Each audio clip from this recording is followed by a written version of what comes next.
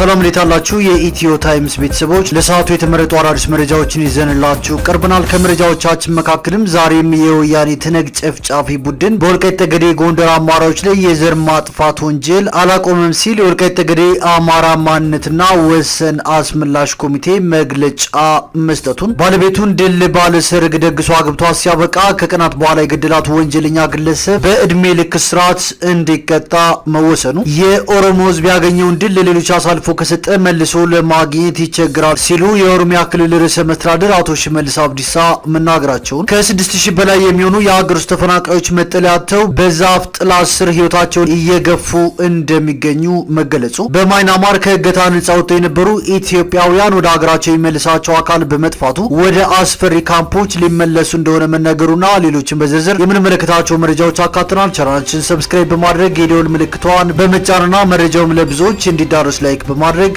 እስከ መጨረሻው አብራችሁን ቆዩ።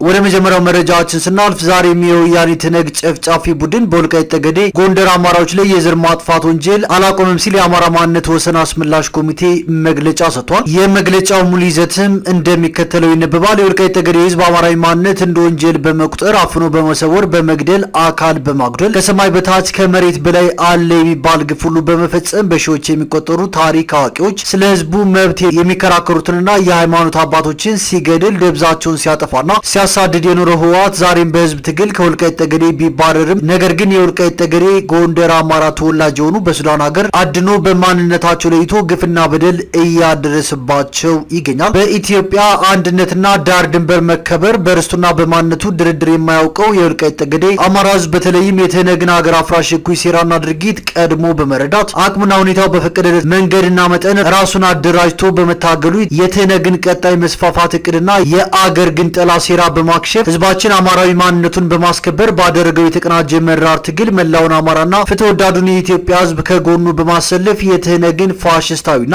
አምባገነናዊ ስርዓት አስወግዶ በሚፈልገው አማራዊ ማንነቱ ከአብራኩ ክፋይ ከሆነው የአማራ ክልል ህዝብ ጋር እየተዳደረ ይገኛል። ከ30 ዓመት ትግል በኋላ ህወሓት የሰሜን እዝ ማጥቃቱን ተከትሎ ነጻ የወጣውን ወልቃይት ጠገዴ ዳግም በኃይል ለመያዝ ያልጎነጎነው ሴራ ያልፈነቀለው ድንጋይ የለም። ሁሉንም ሙከራ ያደረገው ህወሓት በሰመረ የህዝብና መንግስት ጠንካራ ትግል መክሸፉ የሚታወስ ነው። በፕሪቶሪያ የሰላም ስምምነት ወልቃይት ጠገዴ ጠለምትና ራያ አወዛጋቢ ቦታ ስለሆነ አይመለከትም ተብሎ ትጥቁን አውርዶ በሰላማዊ መንገድ ለመታገል የፈረመው ህወሓት ስምምነቱን ጥሶ የወልቃይት ጠገዴን ህዝብ ለመውረር ቀን ከሌት እየዛተ ይገኛል። ከትጥቅ ትግሉ ጀምሮ ህዝባችን ማንነትን መሰረት አድርጎ ሲገድልና ሲያሰቃይ የኖረው ህወሓት በህዝባችን ብርቱ ትግል ከአካባቢ ማስለቀቅ ቢቻልም በህዝባችን ላይ ያለው ጥላቻ የመጨረሻ መጀመሪያ የክፋት ጥግ ማሳያው ማይካድራ ላይ ወገኖቻችንን በአማራነታቸው ጨፍጭፎ የሸሸውና በሱዳን ሀገር በሚገኘው የታጣቂ አንጃ አማካኝነት በደርዘኖች በሚቆጠሩ የወልቃይት ጠገዴ ጎንደር አማራ ተወላጆች ላይ ጥቃት ፈጽሟል። የወልቃይት ጠገዴ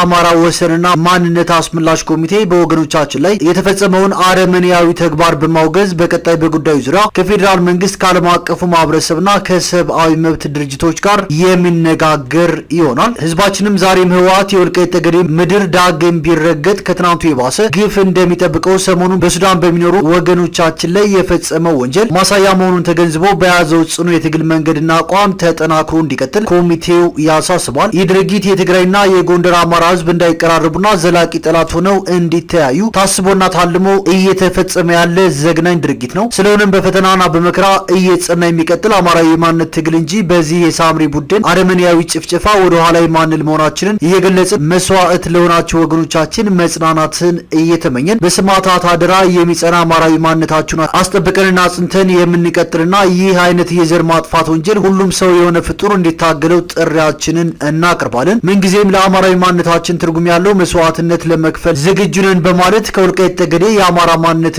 ወሰን አስመላሽ ኮሚቴ መግለጫ ተሰጥቷል።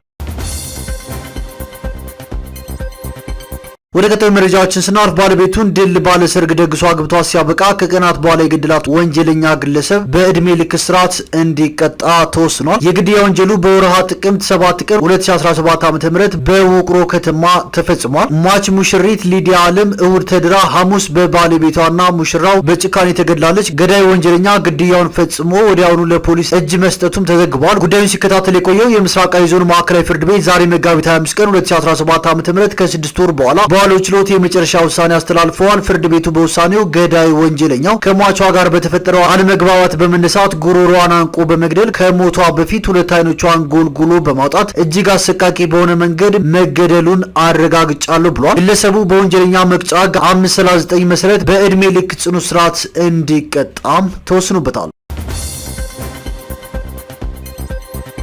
ወደ ቀጣዩ መረጃዎችን ስናልፍ የኦሮሞ ሕዝብ ያገኘውን ድል ለሌሎች አሳልፎ ከሰጠ መልሶ ለማግኘት ይቸግራል ሲሉ አቶ ሽመልስ አብዲሳ ተናግረዋል። ሽመልስ በትናንትናው ዕለት የመንግስትን ለውጥ አስመልክቶ በኦሮምኛ ባስተላለፉት መልእክት ይህ ድል በከፍተኛ መስዋዕትነት የመጣ መሆኑን የኦሮሞ ሕዝብ ያውቃል ያሉት አቶ ሽመልስ ድሉ በብዙ ወጣቶች መስዋዕትነት የመጣ መሆኑን ጠቁመዋል። ሽመልስ ለኦሮሞ ሕዝብ ጠላትና ደንቃራ የሆኑ አካላት ለውጡን ወደ ኋላ ለመመለስ ሲሰሩ ነበር በማለት ስማቸውን ያልጠቀሷቸውን አካላት ወቅሰዋል። ዛሬም እነዚህ አካላት ከኦሮሞ ሕዝብ ጋር ተመሳስለው ለእኩይ ዓላማቸው መሳካት ያሉትን ሁሉ እያደረጉ ነው። ሆኖም ሀሳባቸው ሊሳካላቸው አልቻልም ብለዋል። የኦሮሞ ሕዝብ ከዚህ መንግስት ጋር በጽናት የቆመው ችግሮች ሳይኖሩ ቀርተው አይደለም ሲሉም ተናግረዋል። ሆኖም አሁንም ታጥቀው የህዝቡን ሰላም የሚያውኩ ኃይሎች መኖራቸውን ጠቅሰው እነዚህን ኃይሎች አጥፍቶ የህዝቡን ሰላም ማረጋገጥ አልተቻልም ብለዋል። ከዚህ በኋላ በኦሮሞ ፖለቲከኞች መካከል ጣት መቀሳሰር እንደማይኖርና ልዩነቶችን በንግግር ብቻ መፍታትም አስፈላጊ እንደሆነ አቶ ሽመልስ አውስተዋል።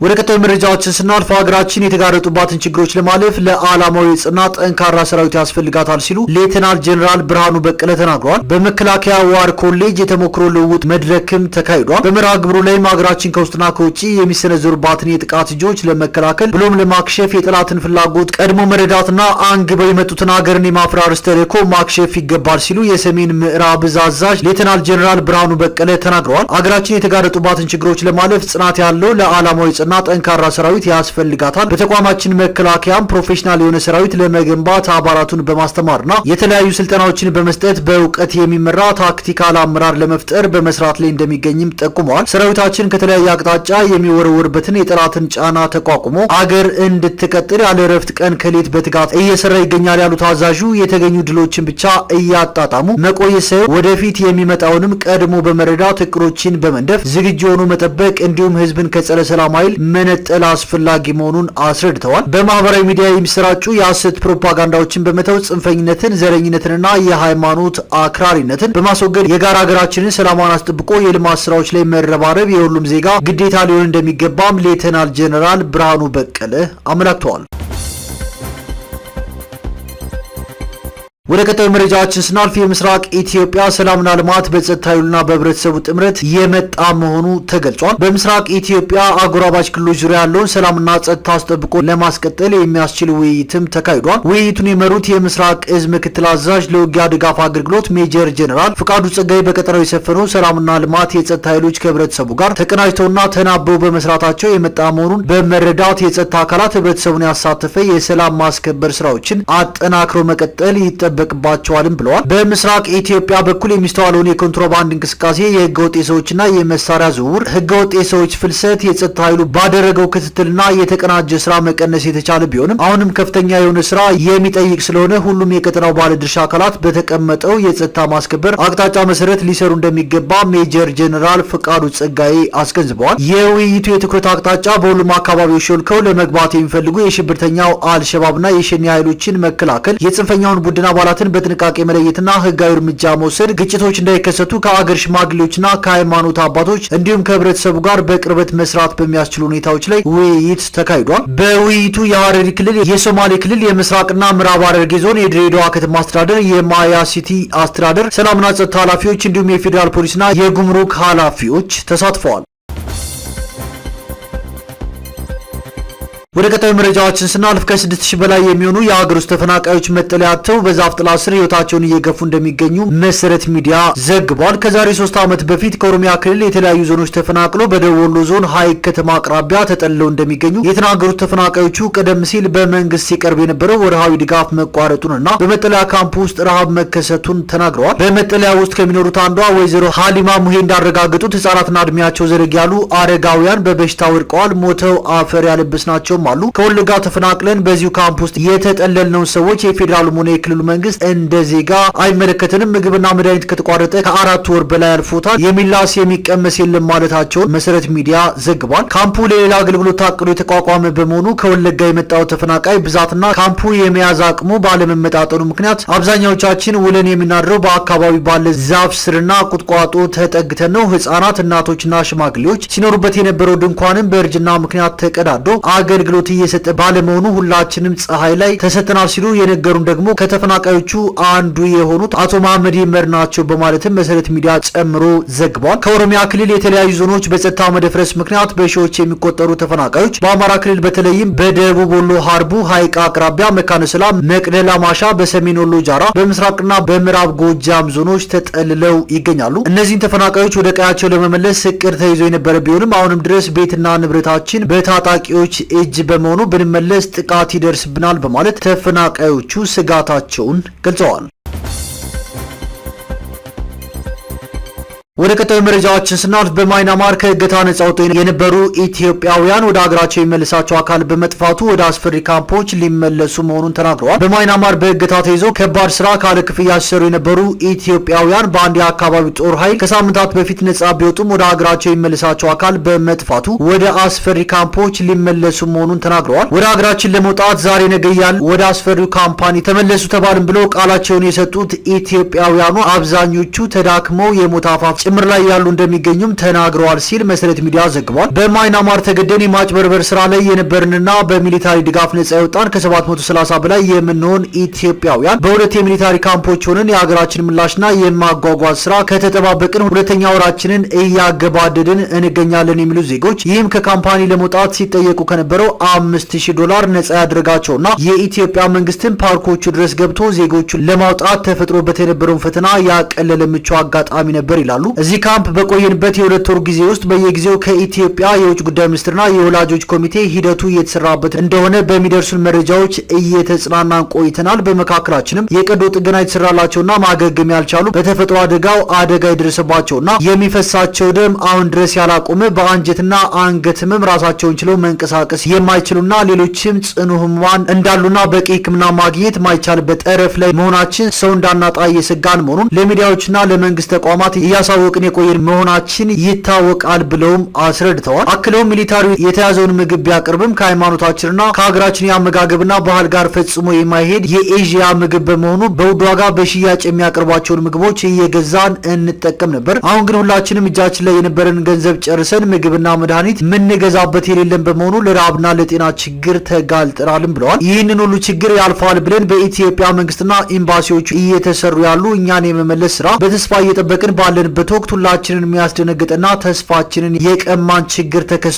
ይህም ከአረመኔያዊ አያያዝ አውጥቶ ካምፕ ውስጥ ያስገባን ሚሊታሪ የዕለት ምግብ የሚለውን እያቀረበ የአገራችን ምላሽ እየተጠባበቀ የነበረ ቢሆንም ከኢትዮጵያ መንግስትና በኤምባሲዎቻችን በኩል እየተሰራ ያለው እኛን ወደ ሀገር የመመለስ ስራ እጅጉን እየተጓተተ በመሆኑና ከ29 ሀገራት እኛ ብቻ በመቅረታችን ሚሊታሪው በኢትዮጵያ መንግስት ተስፋ ቆርጦ ወደ ካምፓኒዎች እንድንመለስ ሊጠይቀን ችሏል በማለት በሀዘን ያሉበትን ሁኔታ ገልጸዋል ሲል መሰረት ሚዲያ ጨምሮ ዘግቧል። ይህም በብዙዎቻችን ላይ ትልቅ ሽብርና መደናገጥ የፈጠረ አደገኛ ክስተት ሆኖ ለጭንቀት የዳረገን ጉዳይ ነው። በመሆኑም ሚዲያዎች፣ የውጭ ጉዳይ ሚኒስትርና ኤምባሲዎች ለዚህ አደገኛ ሂደት ፈጣን ግብረ መልስ በመስጠት ወደ ሀገራችን መመለስ ካልቻሉ መቀልበስ የማንችለው የ735 ወጣት ህይወት አደጋ ውስጥ እየገባ እንደሆነ ማሳወቅ እንፈልጋለንም ብለዋል። የኢትዮጵያ መንግስት እኛን የመመለስ አቅም የለውም ወይ? መልሱ አዎ ከሆነ ተመልሰን እዛ ካምፓኒ ከምንገባ እዚሁ ራሳችንን እናጠፋለን። የመጨረሻ አማራጭ እሱ ነው። የመጨረሻ ዛሬ ተስፋ ቆርጠናል። ጭንቀታችን በርትቷል። ስለዚህ መልስ እንፈልጋለን በማለትም መናገራቸውን መሰረት ሚዲያ ጨምሮ